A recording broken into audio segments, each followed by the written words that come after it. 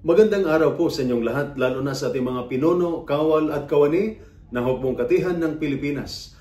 Ako po si Father Dion ng Post-Catholic Chaplain ng Headquarters and Headquarters Support Group of the Philippine Army. At ito po ang Salita ng Diyos, ang ating gabay.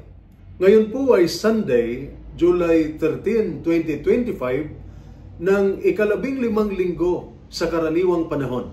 Alam natin na sa buhay sundalo, kailangan natin ang lakas, hindi lang sa katawan, kundi pati ng isipan at puso. Kaya ngayong araw, hinahamon tayo ng salita ng Diyos. Nasa atin na ang kailangan natin upang manatiling matatag at buo sa gitna ng pagsubok. Sa ating unang pagbasa mula sa aklat ng Deuteronomio, sinasabing ang salita ng Diyos ay malapit sa iyo, nasa iyong puso at isipan. Ibig sabihin, nasa atin na ang kakayahang bumangon, umunawa at magpatawad. Ang tunay na katatagan ay hindi lang galing sa labas. Nanggagaling ito sa paniniwala sa Diyos at sa kabutihang nasa puso natin. Sa ikalawang pagbasa mula sa sulat ni San Pablo sa mga taga-Kolosas, itinuturo sa atin na si Kristo ay ang imahe ng Diyos na hindi nakikita. At sa Kanya, lahat ng bagay ay nabubuo at nananatili. Kaya kahit tayo ay dumaraan sa matinding emosyon, galit, lungkot, trauma, si Kristo ang nagsama-samang muli sa mga pira-piraso nating damdamin.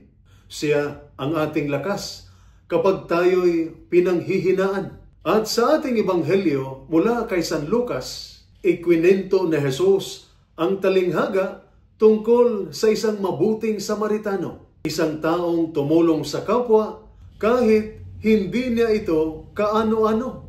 Mga kapatid, ito ay paalala na ang pagpapahalaga sa kapwa at pagdamay sa mga nangangailangan ay gamot sa pagod ng isipan at puso. Ang mental health ay hindi lang personal na laban, kundi sama-samang pagkalinga. Tayo rin bilang sundalo, bilang ama o ina, bilang asawa o anak, maaring maging mabuting Samaritano. Papaano? Sa pamamagitan ng pakikinig, sa pag-unawa, sa pagtanong kung kumusta na ang kapwa, sa paglapit sa Diyos sa panalangin at pagpapatawad. Ang katatagan ng loob ay lumalakas kapag malapit tayo sa Diyos.